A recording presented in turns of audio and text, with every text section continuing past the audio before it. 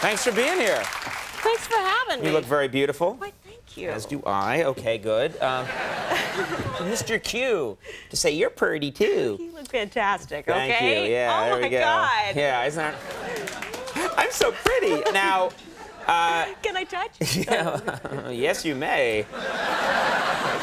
No, lay your hands off me. First of all, thanks for being here. Nice to have you on the show. We were sitting around today. The movie's not out yet, so we were watching clips from the film. Most amazing action sequences in this movie. Without a doubt. Yeah, and there's this one where this guy is shooting at Jet Li. I think people have seen this because it's in the commercials. He's like shooting at him with a machine gun, and the only thing around is a pool table, and he runs at it, kicks a ball out of the pocket of the pool table, and then kicks the pool ball in midair and hits a guy off the head. I have tried this in gunfights. It is much harder than it sounds. It doesn't work. It's stuff like that. I like it when they get that inventive. Like, because everything's been done at this point. That they're like, no, a pool table will be in the room, and he'll kick a ball and then do that. But it works. It's great. He's amazing. He's unbelievable. Jet Li is unbelievable. Yeah. And you're mentioning things that I haven't seen yet. Right. Right. You're talking about the stuff that I wasn't in, so I am going to have the most fun when I go to see now, it. Are you fighting in this movie? Are you in there with Jet Li, karate chopping people, kicking? I am escaping. Oh, okay. I am getting out of the way. Yeah. I am. Oh my God, I'm going to die. Is that what they taught you in acting school from Scared? Yeah.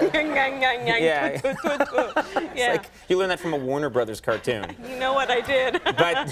But all my acting is. But is that? I mean, so you don't have to actually get in there because what he's doing looks impossible. I think I would audition for the part where I'm like running away or no, please. That's the part.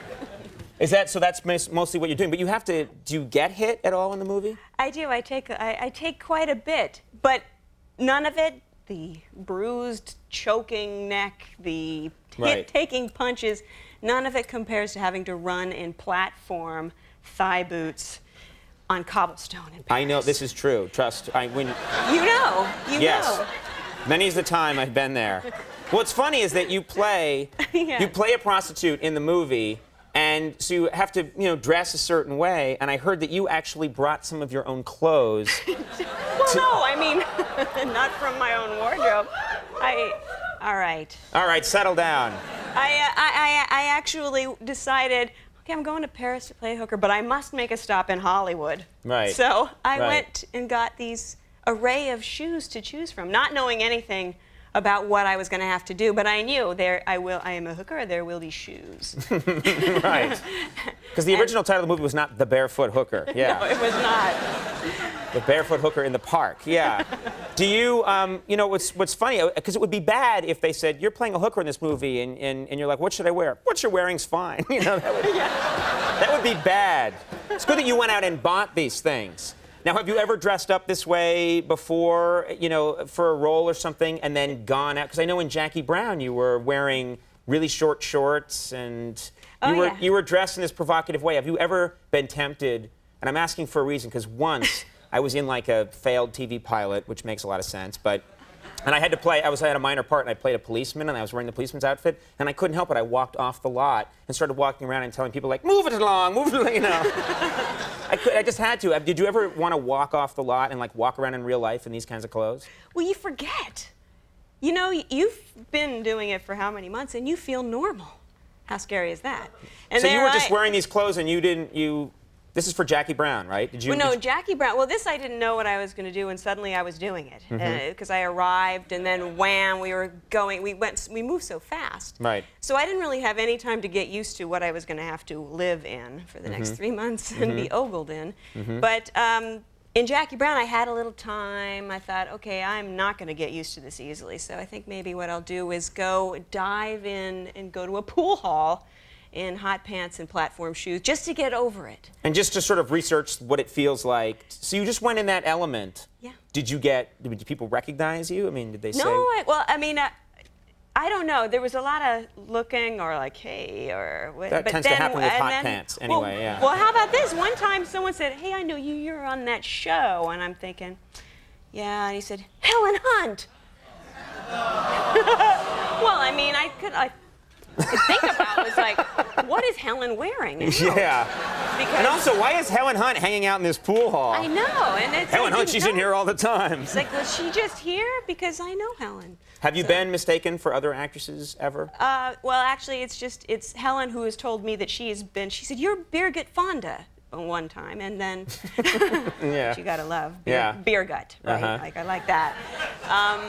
And then also, one time I was out with a friend, we went into a store, I said, I'll meet you in, she goes in, she's browsing, and a salesperson comes up to her and goes, oh my God, Jodie Foster just walked in. My friend goes, where? And looks, and it was me. So that's basically. You should get her credit cards too. You should be like, I'm Jodie Foster. I'll pay for that later. You know. It's on Give me Jodie. $600,000. I get mistaken for Fabio every now and then. You do? Oh my God! It's the Very hair. pronounced man boobs. It's the only reason. It's true. Whenever I take off, I work out, and they're just like there. I can set little Hummel figurines on the top, which I do for my own. So weird. I'm a weird man. I know. You saying he's so weird means I'm never coming back. That's showbiz code. It means like next time I'm coming back with the Hummels. Ding, ding, ding. I like you.